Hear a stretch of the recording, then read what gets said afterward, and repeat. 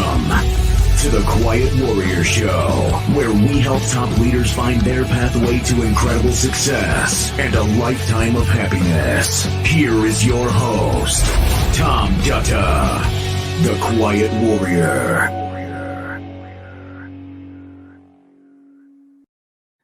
All right, everybody. Welcome to the Quiet Warrior Show. My name's Tom Dutta. I'm your host. Pretty excited today. I've got an amazing guest in the green room, Dave Scatchard, or many knew him as Scatch, incredible NHL entrepreneur. And we had a big story to tell. But first of all, we're live streaming today across Facebook, LinkedIn, YouTube, and Twitter. Give a subscription to the show so that we can honor Dave's episode. You'll be able to chat in the comments section of the feed you're on, and we'll be able to feature any of that in the production of the show. The show will be made into a podcast that'll be international and also a YouTube premiere video in the near future. Well, hey, let's put the spotlight on our guest. So welcome to the show, Dave Scatchard. What's happening, Tom? You ready to rock this thing or what? Ready to rock, man. Good to have you in here from Phoenix. I'm in Vancouver, and just as the intro was playing, I ran and got a hat because you showed up with your hat. It's better than my COVID haircut, that's for sure. I wanted to say to the audience, because people have been following my story, that we have one thing in common. And after reading Dave's book, everybody, I feel like I know him, and I know he's heard that before from others who read his new book. We'll talk about that.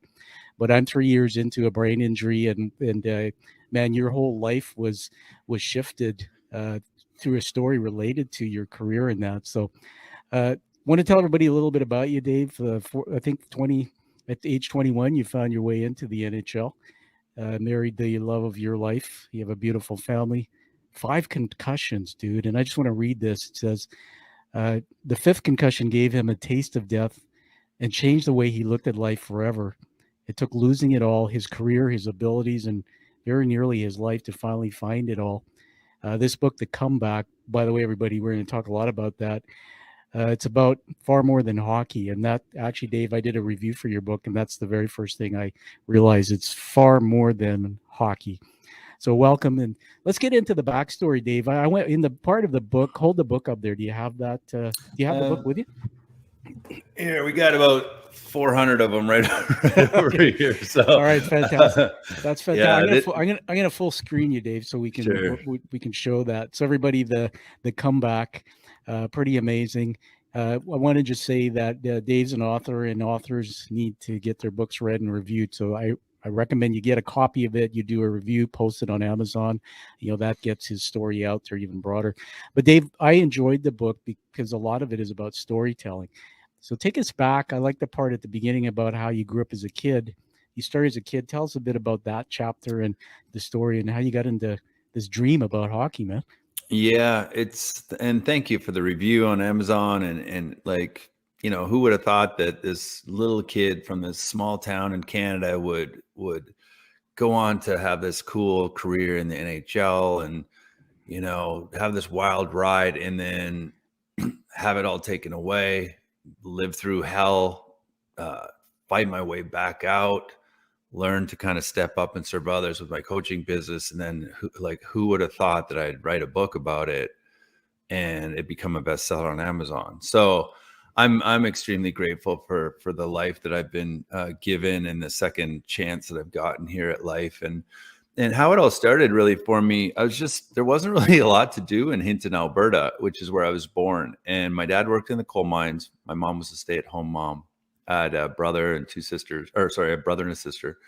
And everything was just frozen like all the time. So, if it was the weekend and, we were little, the parents would literally drive the pickup trucks out over to these ponds. And sometimes they're so thick that they could drive the truck right out onto the pond and have like a tailgating party out on there. And sometimes they'd even light like a campfire on top of the ice because the ice was 5 feet thick. And, I don't know how many other people grew up in places that cold, but we didn't care. They just threw these little skates on us and just dropped, like they just set us on the ice and we just kind of stumbled around and fell and got up. And like, that's kind of how you learn how to skate. And my dad did have a physical education teaching degree. So he started off as a teacher and wasn't making much money. And he had 3 kids to support and he ended up going into the coal mining business. but he was an excellent teacher. And as we wove through the whole book, there's a lot that my dad had influence in my life. And he was a really good guy. Unfortunately, he passed a couple of years ago and I miss him every day, but I was really lucky to have him for 72 years of his life and, 40 of mine, or 43 of mine, I guess. And, that's kind of where it all started we just started just playing. We weren't trying to be pro or anything, but since I was like 3 or 4 years old, preschool and kindergarten, like I draw pictures of these little hockey guys when they'd ask you what you want to be when you grow up. And normal kids would do a fireman or like a policeman or something. Like I never did that. I just did a hockey guy. So I'm glad it worked out.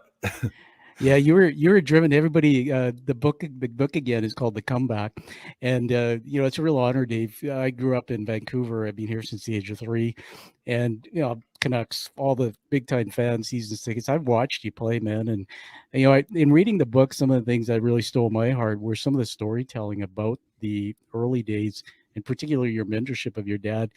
And so I have a question I want to ask you around that. Mm-hmm. That a hockey player, in the book, you talk about some of the fame and fortune that comes with it. There's some funky stories about you going to Japan and playing, and some of the lifestyle stuff that came from around just being around famous people. I even read somewhere you got to go and do a sound check for Nickelback, the band, and hang out with some pretty cool people. They say sometimes that children define themselves by what their parents want them to be, and then later in life they experience a disappointment.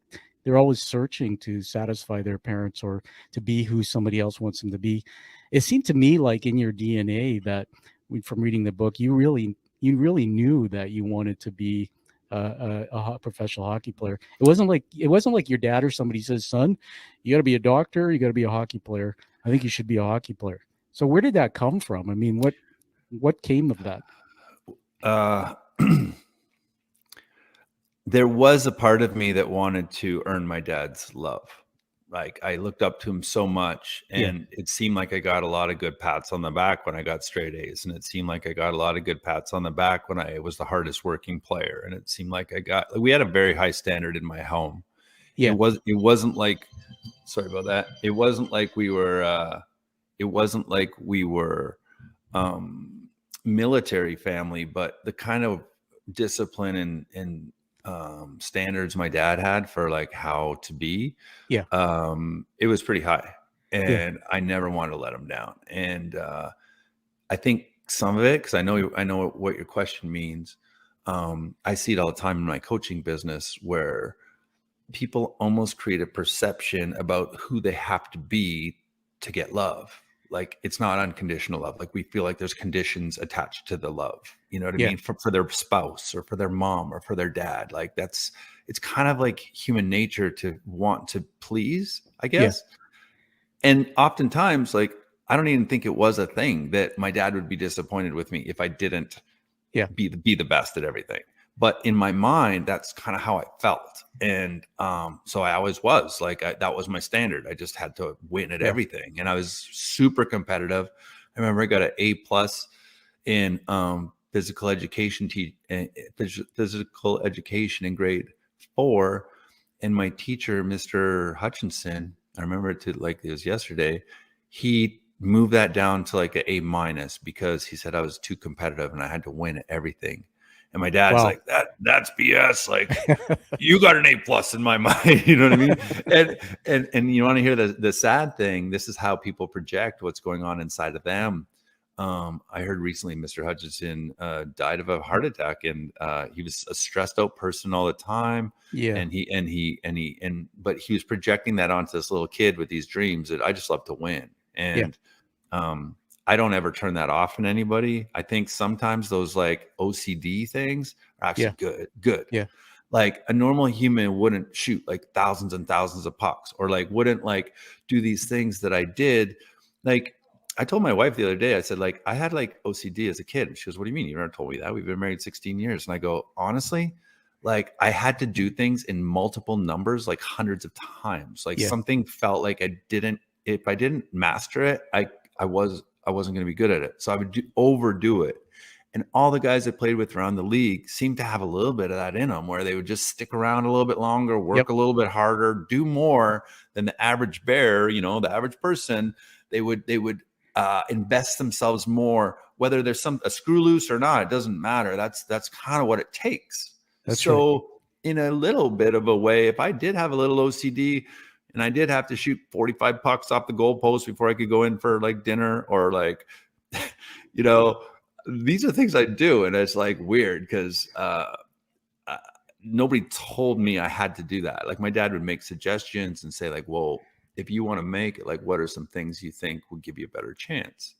But it's just a great question. Like even in my coaching business today, I'll say to people like, because I don't want to tell them what to do because it's not received. But if it's their idea and they own it, then magic can happen. Exactly. So, you know, I got to hang with Tony Robbins quite a bit through my platinum partnership. And I would just watch Tony work. And I remember one time he was working with somebody and I wrote down every question that he asked him during the interaction. And he never told him one thing what to do. This is an hour-long intervention. But he asked 30 something questions in a row. He never once told him to do something. He said, so what do you think? Or why do you think that's happening? Or what do you think is something that needs to shift? Or and just ask better questions. Yeah. Well, first of all, thanks, Dave, for sharing that part of your story. Everybody, it's a teaching moment on the show. Go back and listen to this part, what you just heard Dave say, because Dave, you know, I asked you that deep question for a reason, because, you know, our stories are connected by a thread. And, you know, my father was a commanding officer in the military. Actually, I was born on a military base in the UK. And then Dad came to Canada and stayed in that position here. But he became a pretty bad drunk, and I had a pretty tough childhood dealing with him. But I always like to say that his demons became my gift because, dude, my dad used to say, like, all my friends were playing street hockey and having fun. I was, like, cleaning the garage and doing the lawns. And if my dad had us in the garage cleaning the garage, for the average kid, it would be half an hour sweep the floor. We was like 8 hours. And, you know, I had to have straight A's in school. So the definition of love I had growing up was, that's the only way my dad showed it, was either buying me something after, you know, he did something not nice to me, or whatever I did, excelling and overachieving. So I went into life and I overachieved. I say that I was a self-worth chaser, and quite frankly, I unraveled that too. So I love the fact that you're doing some coaching and helping guys see that. I'll just finish with this. My dad, I say now that the demons of my dad gave me became my gifts. So that little thing you said, that little work just that much harder. Everybody, we're going to go back to the book a little bit here. So in your book, The Comeback, I remember reading that, how you used to practice just to get into the NHL, to get to that level. I don't think too many people really understand what it takes. I want to read something here out of the book, Dave, and then we'll give it back to you. I took a photograph of this so I can read it. It says, I've played with broken bones in my feet, a broken nose, broken cheekbones. I played with a cast on my arm when I broke a thumb in the middle of the tryouts for Team Canada. I've had well over 100 stitches in my face, multiple concussions, 12 broken noses. I've broken an orbital bone in my face, knocked out 4 teeth, dislocated my jaw, broke my collarbone. My biceps tendon is torn and reattached, multiple torn labrums and broken ribs, surgery in my blah, blah, blah, bone graft.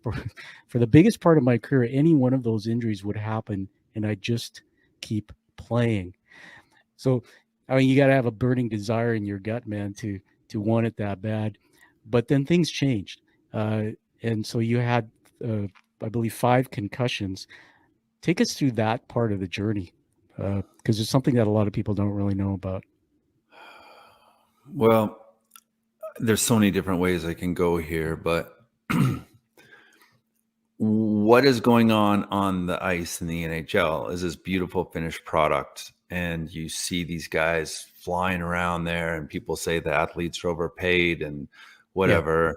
Yeah. But they don't know that I would say 90% of those that the guys on the team were icing down a bruise or nursing and pulled groin muscle or doing something before the game, prepping for that game for 3 hours, warming up their bodies, taping themselves up.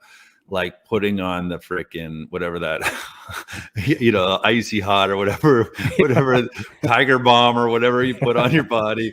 You'd smell guys on the bench, and you just know guys are just holding it together, and they would show up and be pros, and they would just not complain. And listen, in one way, it's incredible, and that's why I love hockey players. Yeah. I was on a lot of rebuilding teams. Out of the hundreds of NHL guys I played with, there were only a couple, less than a handful of guys that weren't awesome guys. Like most of the guys are really good humans. And but what it takes to be a pro, like, it's different. It's different than what a normal human does. There's another level that people don't get, and they have no clue that it's going on, because the guys just show up and show up and show up. They have no idea this person's going through a divorce, that this person's like, life's on the rocks, or their bones are broken, or they're just injured, or they're like mentally going nuts. Like, people don't know, and the guys just show up and work.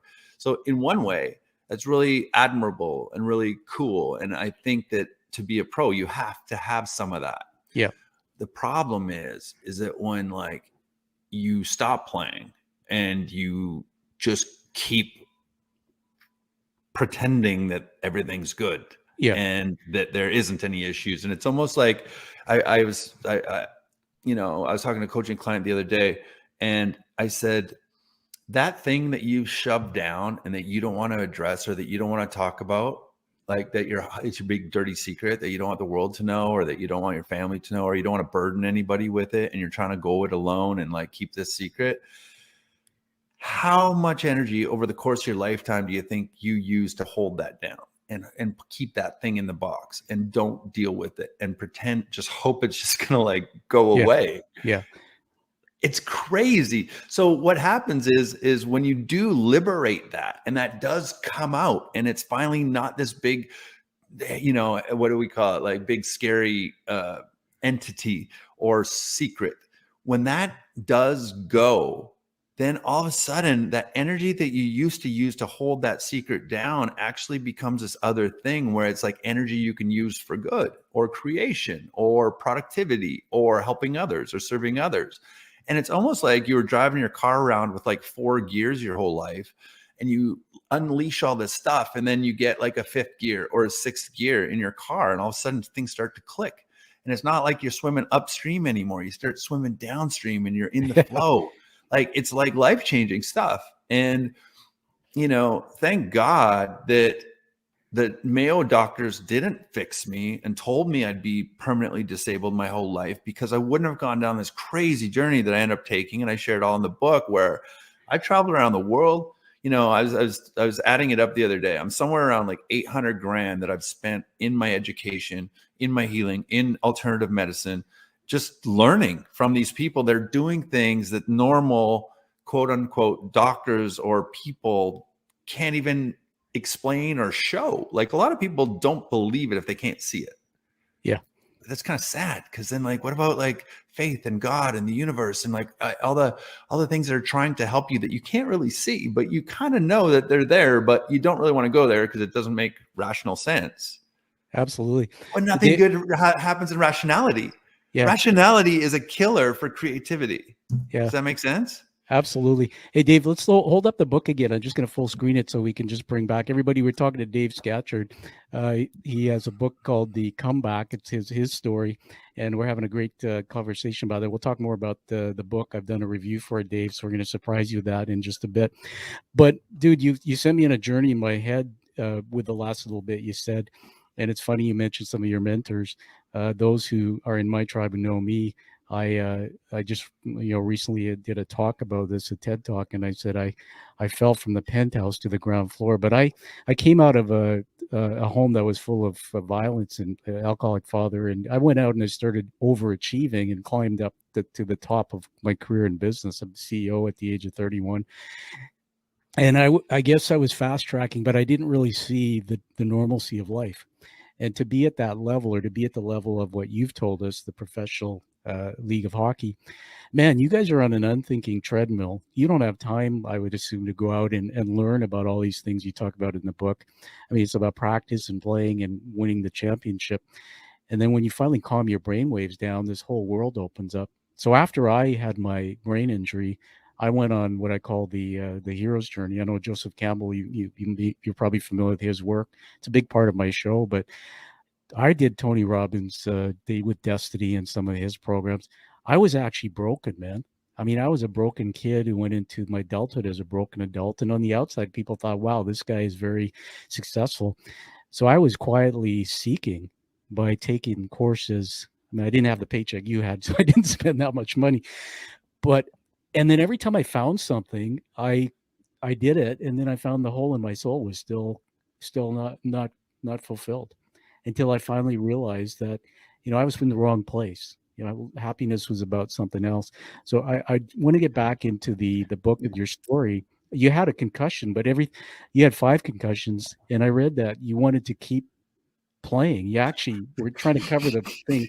I mean, you're literally almost dying. And Oh my God. It's hilarious. Like I had no business thinking I could possibly play again, but Yeah. that's just how I was, like a robot. Yeah. Like I was a freaking killer. Like I turned off every single thing in me that felt like fear or anxiety or worry or doubt or like pain. Yeah. I just turned it off. And I say this on every podcast, but like I could run through this wall right now in front of me and I wouldn't feel anything. Yeah.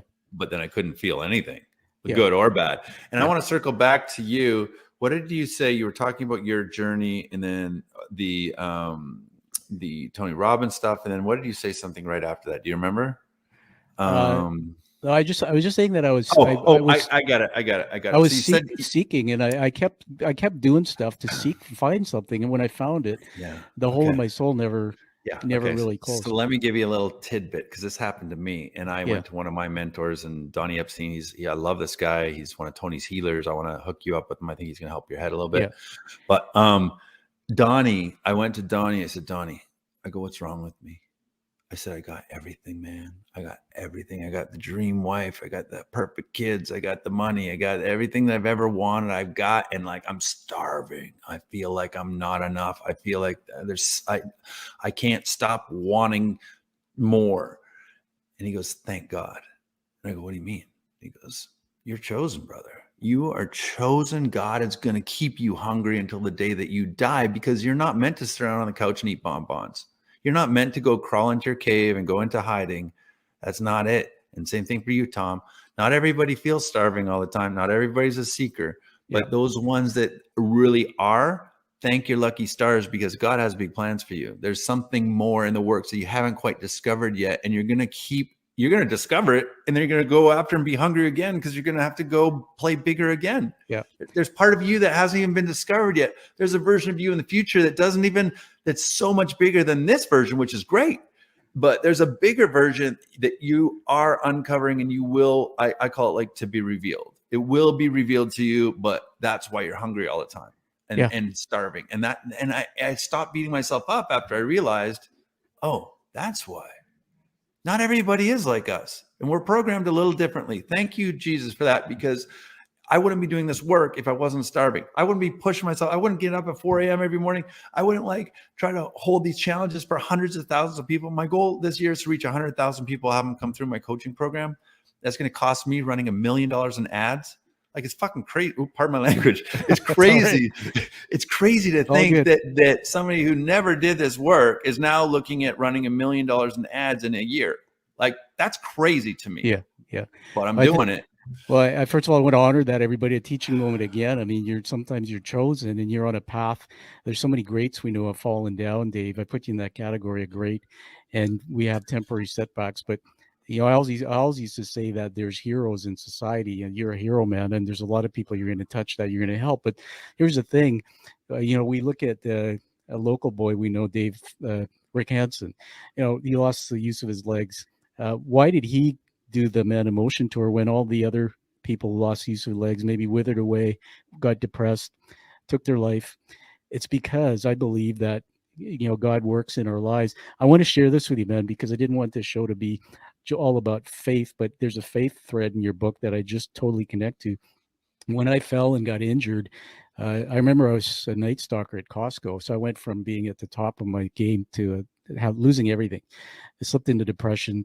My first suicidal thoughts started coming, and I was stalking at Costco because my doc said, get out there, keep your body active, and then waiting a table at a restaurant. And man, I bought a cross, and I told my wife, she was watching a religious show in the morning, and I bought this cross. Yeah, I took it off, didn't want to do it on the show, but for the lighting. But I hated my faith when I was a kid because of what I was a black and blue kid in my house because of what my dad was. And the devil was in my house, and we had this picture of Jesus on the wall, and I'm not kidding you, but I'd come up the landing and look at it, and I'd just be shaking my head because of everything that was going on in my life. I denied my faith. I was born and raised Catholic, baptized, but after climbing again in my game, and then God stripped me. He took my eyes and my head away from me. I went, what? So I literally said, Anna, buy me a cross. And I would be in the car driving to Costco. I'd say, God, this is really hard. I lost 40 pounds in the first 3 months just because of the physicalness. And I was hurting. And I said, just look, I'll stay here. I'll talk to you. So I would I just have these conversations. I didn't even know how to do it. I just said, God, this is going to be hard, but I'm not going anywhere. I'll stay here till you want me to leave. And man, it was that period. And even up till now, it was that part, that faith that got me through it. I wouldn't be here if it wasn't for that extra piece, which was always there. I just never embraced it. So I want to go back to something, read this to you, and then give it back to you, Dave. This is about your fifth concussion. This is how the book, everybody, The Comeback, which you got to give it a review. Says, my fifth concussion, which knocked me unconscious, ended my career and ended my life as I knew it. I remember the puck dropping at center ice. I remember skating forward as fast as I could, stick handling the puck and moving it onto my backhand. But then that's it. The next thing I remember is being in a black void with the sensation of floating up, looking down on the crumpled body on the ice as the paramedics and my trainer worked on me. I watched him wheel me off. I hadn't seen the hit coming and didn't have time to process it. And then one more thing I want to add to that. This really stopped me in my tracks emotionally. Eventually I gave in and surrendered. I basked in the love and the light, but after a short time walking together towards something incredible that I could only just sense, for some reason I glanced down. It was the only time I looked down the entire time. Everything else had been so consuming and wonderful. That's when I saw my body again, but this time it wasn't on the ice, on a stretcher in an ambulance. I was in a casket.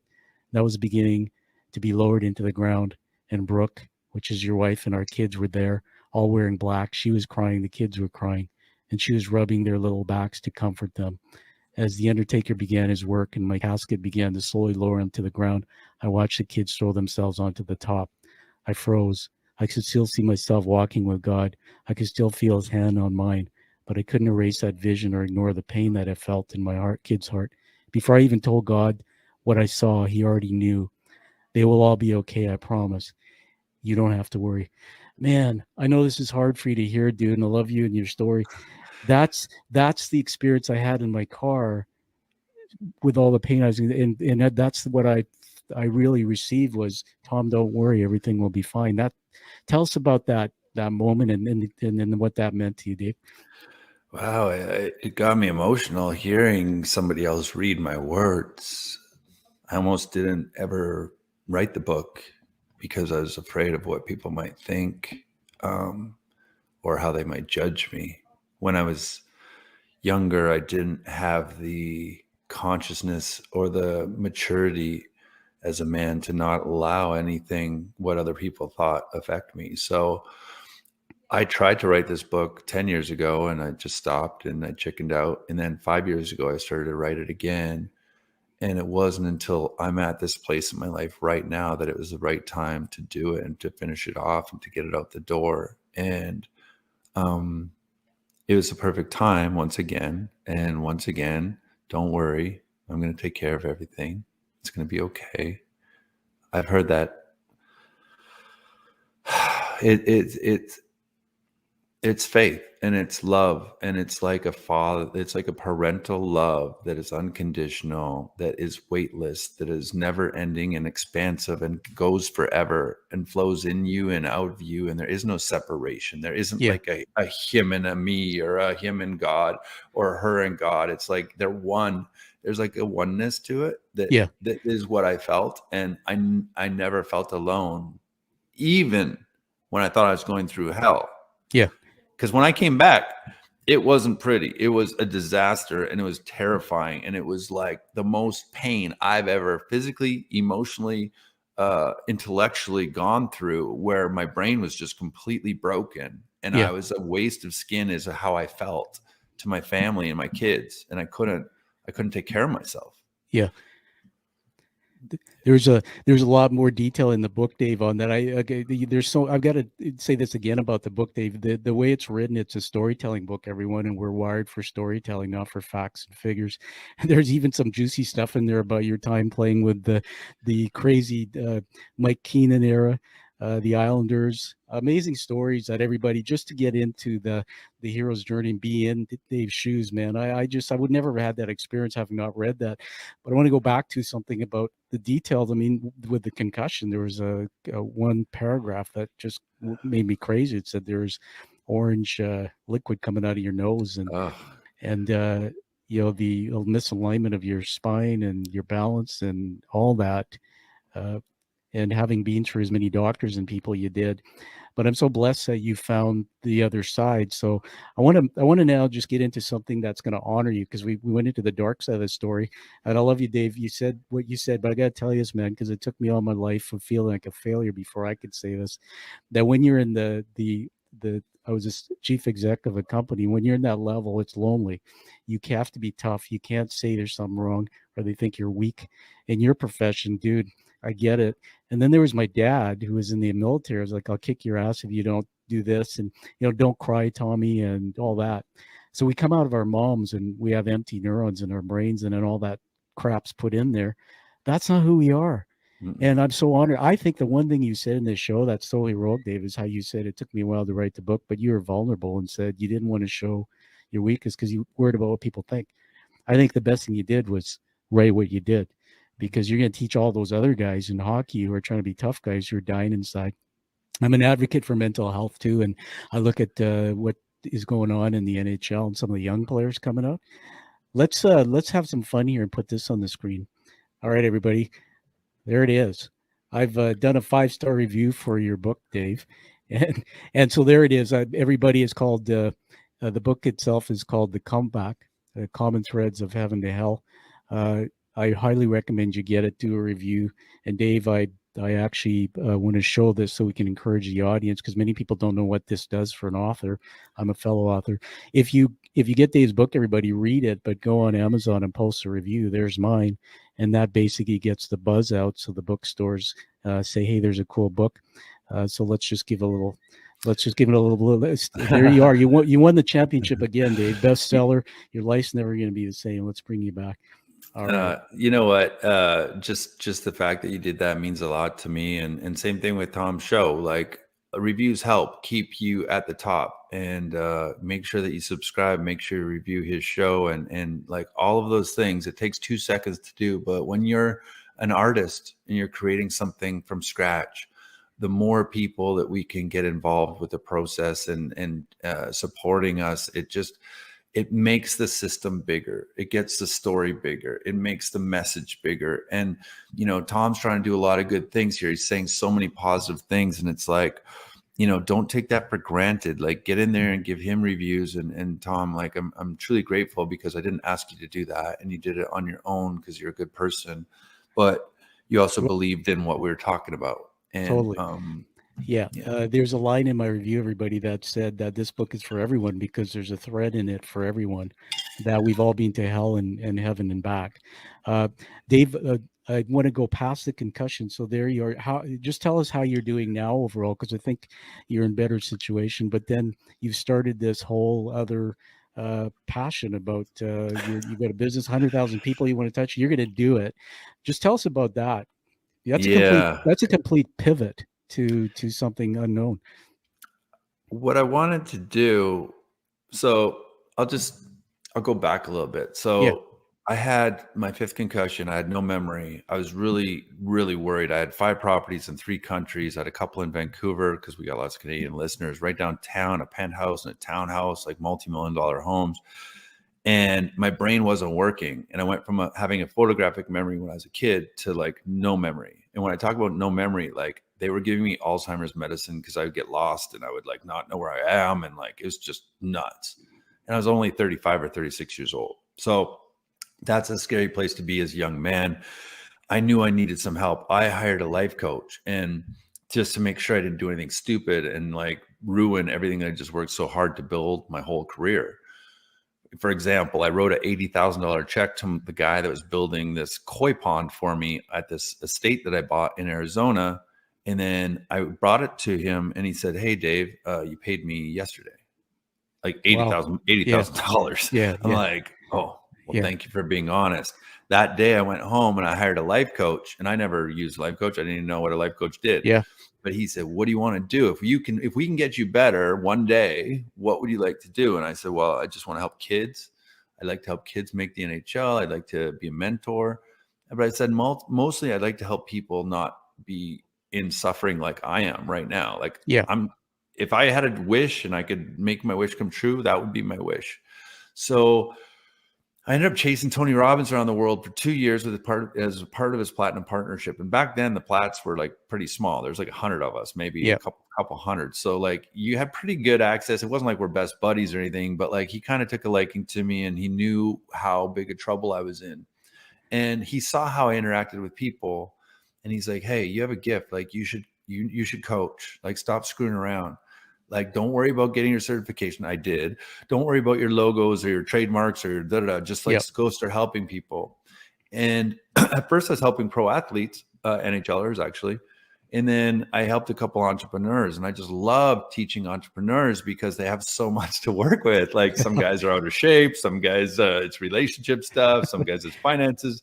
And, you know, I could use all these tools from Tony that I learned and all these other people, amazing grandmasters and shaman and like monks. Like I learned from some really energy people, some really brilliant genius wizard type of people. But I said, what if I could take all that back so people don't have to spend 800 grand? They can just work with me and I can just give them the best of the best of the best. And I can honestly say the work that we are doing is groundbreaking. I've never seen anybody do what we do. We ran a challenge last year for free. That was a God thing. God was telling me to run the challenge. We ended up running 17,000 people through that. We ran it 5 times throughout the year. I sponsored it. I put it on my own money, but it turned into a business. And then like all of a sudden now we got like all these people paying attention to what we're doing. And whether or not they buy my program or they just do the free challenge, we have one coming up in November. Actually, I'll send you a link for that. So all your listeners can get a free challenge. They don't have to pay anything. There's no strings attached. We used to do 7 days. We're going to bump it down to 5 because it's pretty exhausting for me. But imagine like whether they buy from me or they don't buy from me, the fact that I'm getting like hundreds of emails being like, "Dude, you saved my life. Like I was on the brink. I was going to end it. I was praying for a miracle." And then your Facebook ad pops up and I'm like, "Who's this guy? What's he doing? Or what's this hockey guy doing here?" Like, I can't believe how many people have told me like, "I just came for some like hockey story." And then all of a sudden it turns into this, "You changed my life," you know? So what's cool is I've been able to weave the lessons from hockey in with the life lessons and the learning and the journey. Plus, you know why God put me in hell and he put you in hell, Tom, is because it gave us a new perspective and a new compassion, a new empathy for other people that are going through hell because we lived it. And I got stuck there for 3 years and I know it intimately. And I was like cursing God. I'm like, "Why are you punishing me? Like, what are you doing this to me for?" And eventually when it was revealed and I had a couple of miracles after I removed some armor that I had around my heart and my soul, that, hey, it was like it was like a father, like sad, like, "Hey, I'm sorry I had to put you through that, but you wouldn't be able to help the people that you're going to go help right now if you didn't know what that was that they're coming to you with." And I was like, "Oh, wow.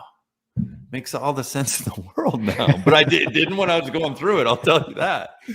You know, that's amazing. We will put in the show notes, and as we wrap up in a bit, we'll get you to say that again. But my brain goes on journeys because it just, as you say things, I learned, and I'm curious what you think about this. That I think based on brain science, this is true, Dave. That our brains are wired for survival, not for happiness, and most people spend their life looking for joy and happiness. And I got to be honest with you, if I ever said that in a circle of my executive buddies, they'd think I was a loser. But the truth is, that's true. And I don't know if you know this, man, but as a hockey player on the ice, that you've always been helping people and serving people, because I just started realizing, why did I go to all those hockey games? Well, sometimes I bring clients and get, use part of the thing. But it was like I had these wolves in my mind eating away at my thoughts all the time, saying, "You're not good enough. You're not good enough. You should."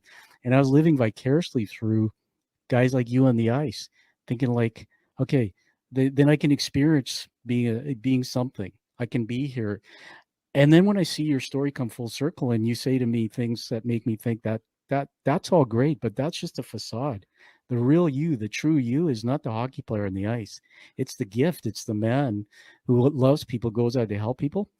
Dude, that's why you got hundreds of thousands of people you're going to help. I think it's amazing what you're doing. Let's move to wrapping up with you telling us where to get a hold of the book, and then also there's a couple things you want to give away. We'll put it in the show notes, Dave. Yeah, I'm just taking a little picture of you so we can give Tom a little love here on Instagram afterwards. The book's on for Canadians. It's just a little bit difficult for us to ship like personally up there. So the fastest way for you to get is Amazon, and we are delivering up there. I've had lots of Canadians buy it up there. I am going to put in the show notes this killer opportunity for you if you want to come down and hang out in Arizona, get out of the cold in December. Sounds like a good idea. Yeah, December 3rd, 4th, and 5th. I want to give all of Tom's listeners, all the Quiet Warrior show listeners, an opportunity to come down for 70% off. You're going to save $700. Awesome. It's only $297. I got room blocks. We have a room for 1,000 people, so I obviously can't give it to everybody, but we're going to give 297 early bird discounts right now to your group, and that's it. And so we got to stop it at that. But I want to give that to you guys because I love you and I love what you're doing. I think it's important.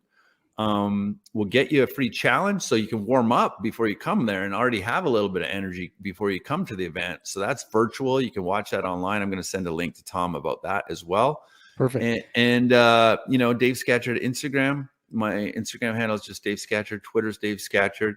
And we'll be updating what we're doing. I've got a supplement line coming out. I got like all kinds of stuff, but like the real work that we're doing with All-Star Coaching, you can go to allstarcoaching.com. And that's kind of like a catch-all. It's got a lot of the stuff we're doing. It's a brand new website. I know that there's a couple of bugs in it, so we're working through it. So if a button doesn't work, don't hate me. We're going to fix it. But, yeah, man, we're flying we're going 1,000 miles an hour here. I literally am hiring 4 coaches right now to help me with the coaching underneath me, because it's like the numbers are just too big. Yeah. And for where we're going, we want to have a program for everybody, all different price points, everything. Yeah. So we can really help people. Well, that's just amazing. Everybody, you heard that. So there's a stock ticker on the screen.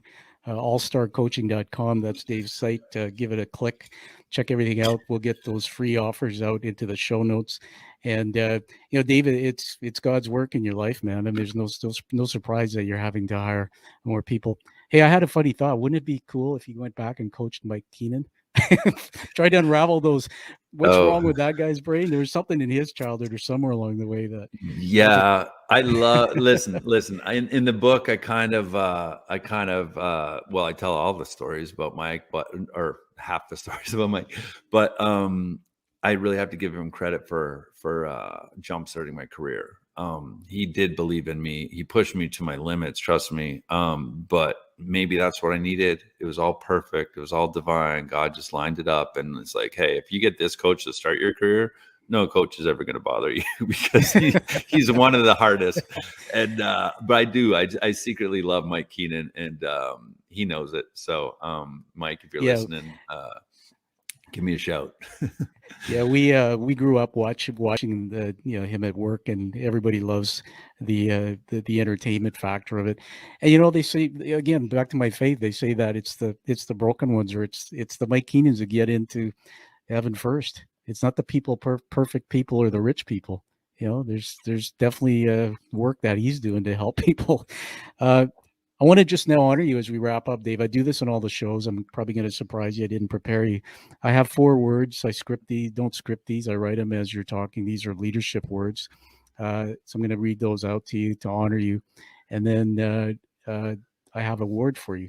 So the first one is hero. You're a hero, dude. That's somebody goes into the unknown and seeks, comes back as a guide, a shaman, does great work. Inspiration. Reading it in the book wasn't, but meeting you and just seeing how you talk. And Dave, I know from my own battle with the concussion that every day is a hard day for you, that you have to fight to stay on the positive side of the ledger. And so we just think you're so inspiring. The other word is love. Comes out of you, man, and it's just because of the fact that you're helping people. And then there's a word called transformational leadership, which is when you can be a leader who can transform people by getting through their heart to see that what you're doing is something that can help them. That's a gift, man, and not everybody can do it. So now we're going to full screen me, and you're probably wondering why is he full screening himself? Just show you something here. All right, there's a coin, the image on the screen there, Dave. It's got a guy who looks a little bit like a guy I know.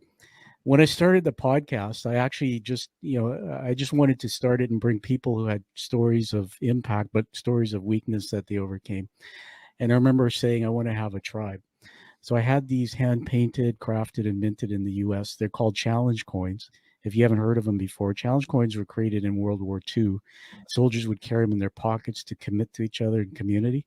They're used around the world now. My dad was in Alcoholics Anonymous 22 years before he passed away recently, and they have their own. First responders have their own. So this is the Quiet Warrior Show coin. The back of it is a illustrated visual of the hero's journey narrative by Joe Campbell, and it'll come to you, and by receiving it, I just ask you, man, to keep living with the purpose you have, taking action, and live the life you deserve, serving others. And the last thing I'll say is we have less than 50 a year of these that go out. So everybody carrying them in their pockets, we're all connected by a thread. So welcome to the tribe. Yeah, brother. Wow. Well, that's really cool. And I love what it stands for, and I love what you stand for. And I feel you. You don't have to tell me. I know. And it's going to get better, and it's going to work itself out. And I'm living testament to like miracles can happen. And this injury that you got has realigned you into this purpose right now. You probably wouldn't be doing it if you didn't get it. So it's actually your greatest gift. Now you write the last couple of chapters of the book. Yeah. Like, what's that going to look like? How many people are going to be subscribing? Right. Totally. Yeah. I love it because I think you have a great message, and I love what you stand for, and I can feel your heart from here. So, all right. Well, thank you. Nice to meet you. Yeah, nice to meet you, man. We're connected for life. I'll be autographing one of my books, send it to you, and help you in any way I can. Everybody find this show, give it a rating. It'll come out as a podcast and then a second YouTube premiere video with all this in it, including all the cool stuff. We'll get the links out there so you can get the book and get down to Phoenix to the live event coming up and lots more. So, Dave, thanks for being on the show, buddy. We'll stay in touch. Thank you, brother. Great to meet you. I love what you're doing. Keep it going. All right. Thank you, Dave.